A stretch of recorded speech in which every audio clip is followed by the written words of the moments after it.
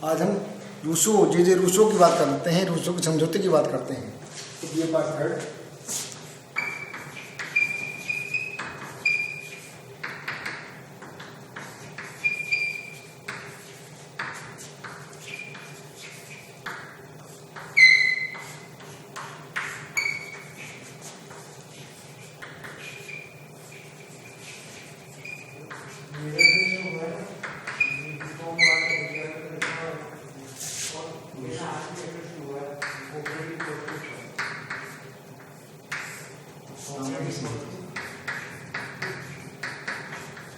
सामाजिक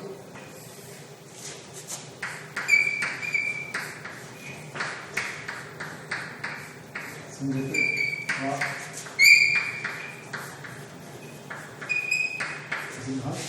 इसके अंतर्गत ये मान सकते हैं, सामाजिक समझौते सिद्धांत इसके अंतर्गत ये मान सकते हैं कारण क्या है, समझौते का कारण क्या है।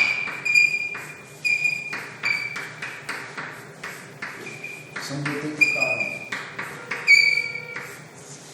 कारण इसका वही है, जैसे मैं आपको पहले बता चुका हूँ, ज्ञान विज्ञान का विकास होने के बाद संपत्ति को देखने के बाद स्वतंत्रता छिन गई। स्वतंत्रता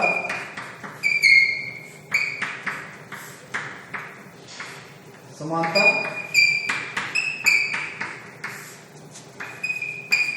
छिन गई, क्योंकि समाज में बालभेद हो गया, संपत्ति का उदय हो गया। इस तरह से कारण माने जा सकते हैं।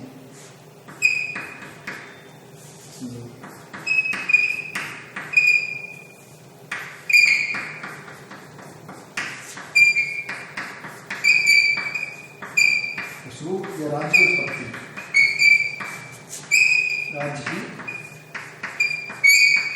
उत्पत्ति, राज्य की उत्पत्ति एक सामूहिक बात है, एक कलेक्टिव बॉडी की बात करते हैं, ये कलेक्टिव बॉडी की बात करते हैं, कलेक्टिव बॉडी की बात करते हैं।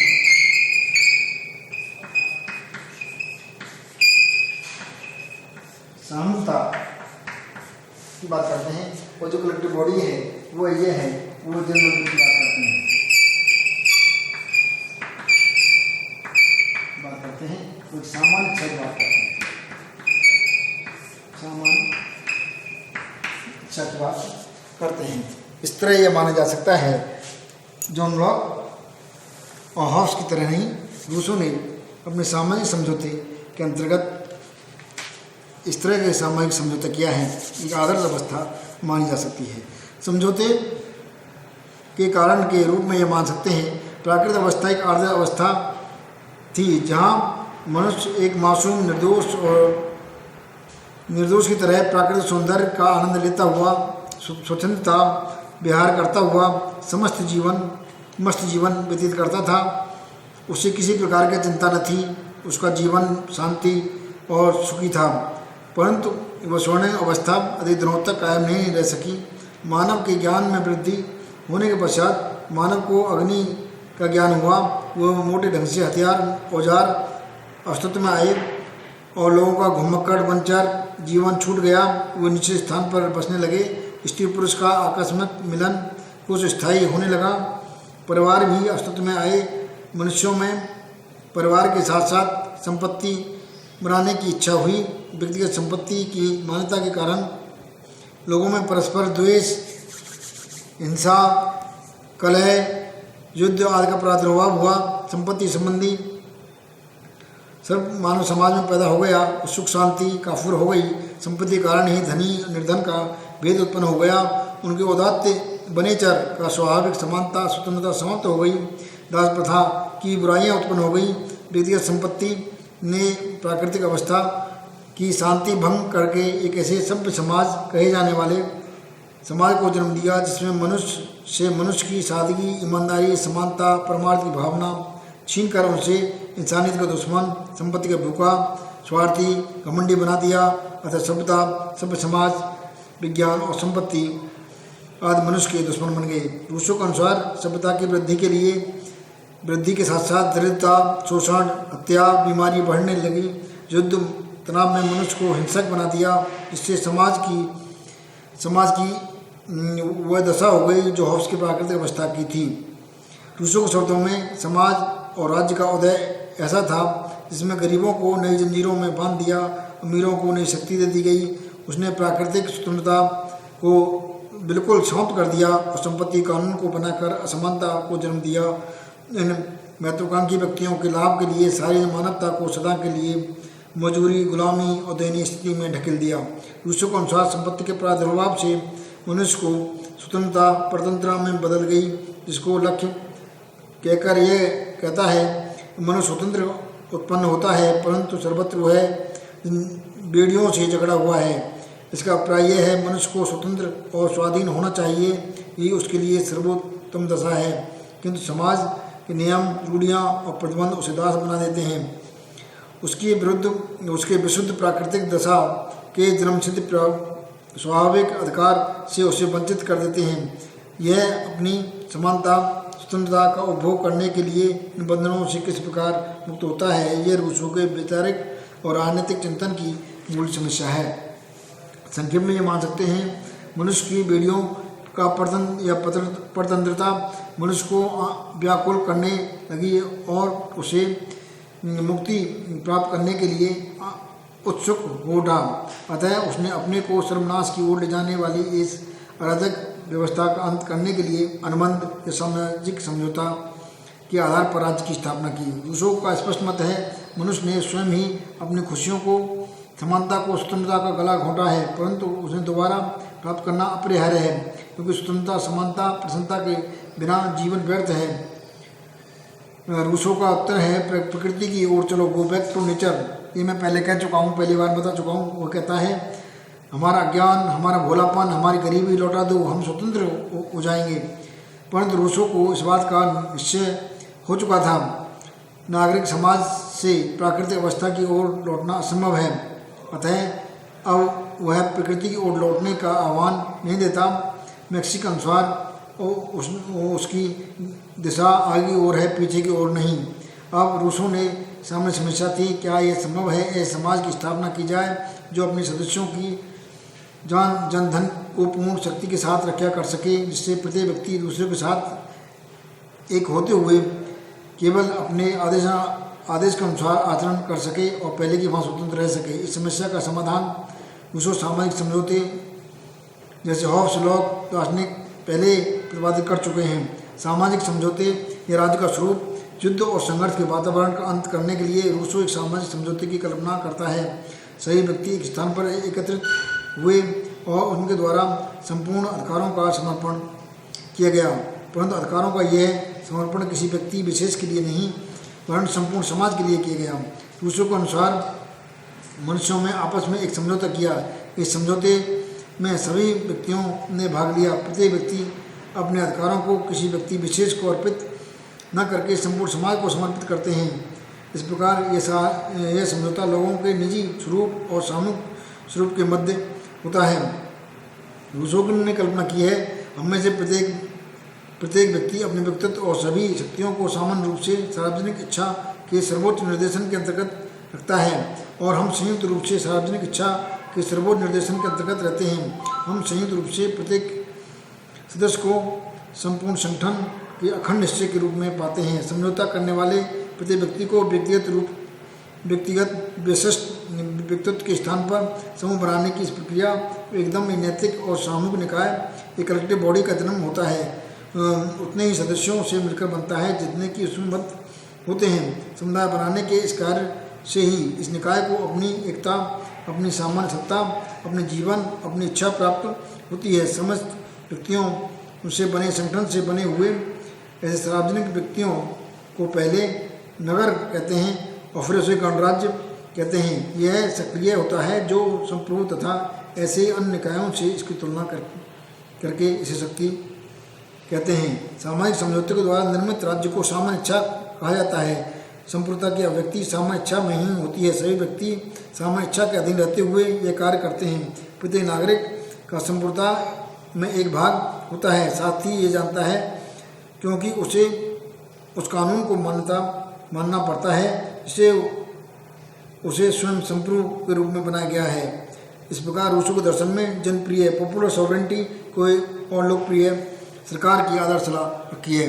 सामायिक समझौते की विशेषताओं की जो बात करते हैं, सामायिक समझौते की विशेषताओं के अंतर्गत ये मान सकते हैं, सामायिक समझौते के अंतर्गत व्यक्ति अपने संपूर्ण शक्ति के अपने अधिकार को सबको समर्पित कर देता है और समर्पण का आधार और शर्त यह है समानता, क्योंकि कोई सभी व्यक्तियों में समान रूप से अपने अधिकारों को समर्पण कर दिया है। समझौते की क्रिया के द्वारा अलग अलग व्यक्तियों के निजी व्यक्तित्व के स्थान पर सामूहिक व्यक्तित्व स्थापित हो जाता है।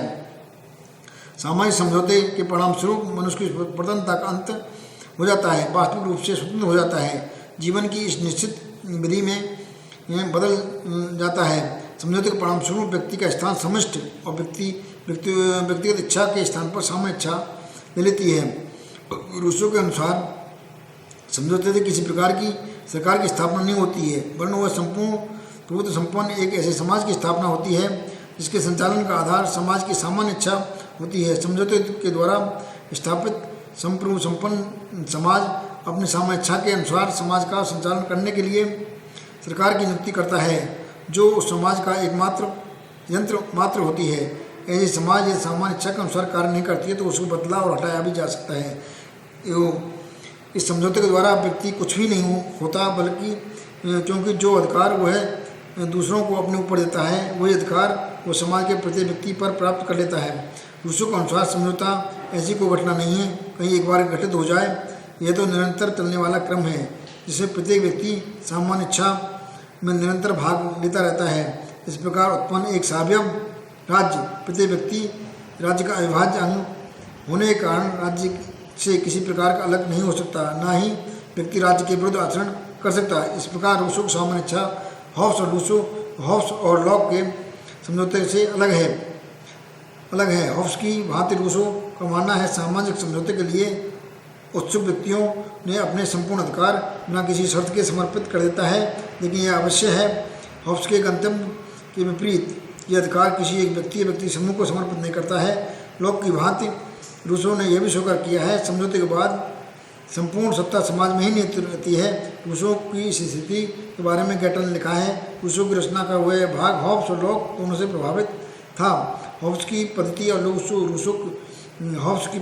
लॉक के निष्कर्ष को जिज्ञासापूर्वक संयुक्त कर दिया है। इस प्रकार हॉब्स की तरह जहाँ सत्ता निर्णय को स्थापित है, वहाँ लॉक की तरह व्यक्ति अब भी समान अधिकार रखते हैं। इस तरह यहाँ पर यह मान सकते हैं रूसो सामाजिक समृद्धि की विशेषताओं के बारे में बात कर सकते हैं। रूसो की सामाजिक समृद्धि की विशेषता कुछ इस प्रकार मानी जा सकती है। सामाजिक समृद्धि की विशेषताएं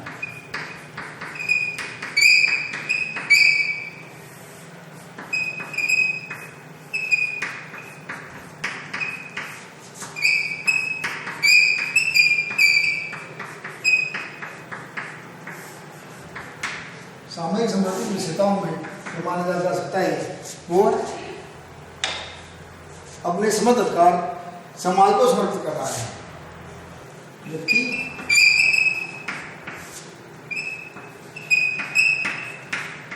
अपने अर्थात संपूर्ण समाज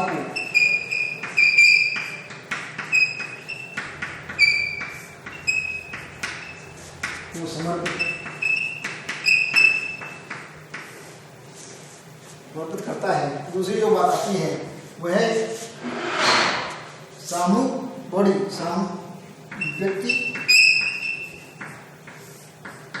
व्यक्तिगत निकाय की जगह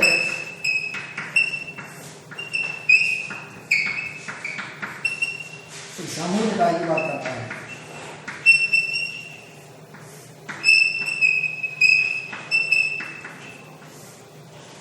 तीसरी बात आती है वह निरंतर चलने वाली एक प्रक्रिया के रूप में इसको हम मानते हैं। व्यक्ति के स्थान पर समष्ट सामान्य व्यक्तिगत इच्छा की जगह सामान्य इच्छा व्यक्तिगत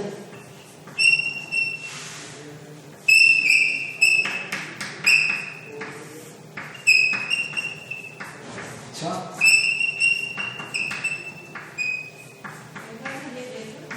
सामान्य इच्छा की बात करता है। सामान्य इच्छा की बात करता है। यहाँ पर सामान्य इच्छा के द्वारा राज्य की उत्पत्ति की जाती है। सामान्य इच्छा के द्वारा सामान्य इच्छा,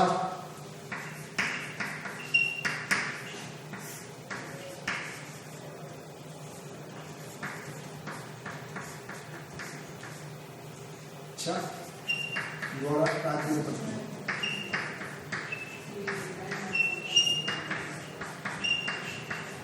आदि की उत्पत्ति की जाती है। इस तरह ये माना जा सकता है ये निरंतर चलने वाली प्रक्रिया है। 5 ये मान सकते हो निरंतर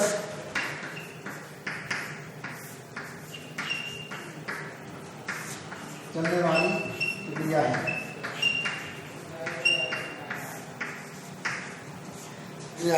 यहाँ पर एक साव्य राज्य साव्य सिद्धांत का पालन किया गया है। साव्य का पालन किया गया है,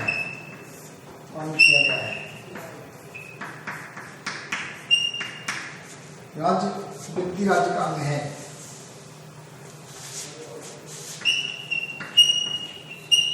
व्यक्ति राज्य का अभिन्न है।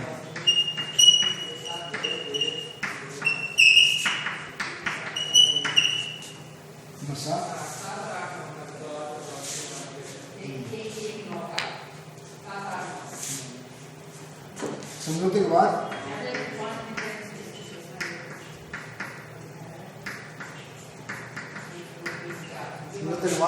स्वतंत्रता प्राप्त कर लेता है।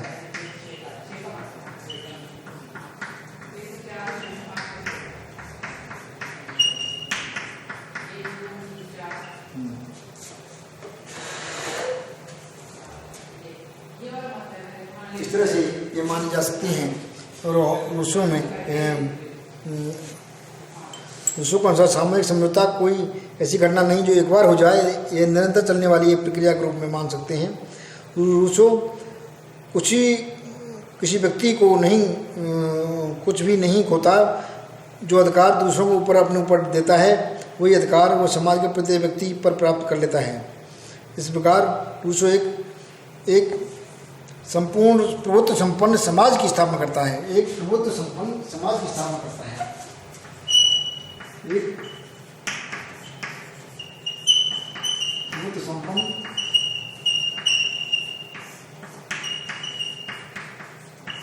समाज की स्थापना करता है। ठीक है, आज इतना ही है। आज सामाजिक समझौते के बारे में बात हो गई, प्राकृतिक अवस्था की बात हो गई, मानव स्वभाव की बात हो गई, रूसों को सामाजिक समझौते की बात हो गई। कल हम सामाजिक इच्छा की बात करेंगे। आज हम यही पर स्टॉप करते हैं।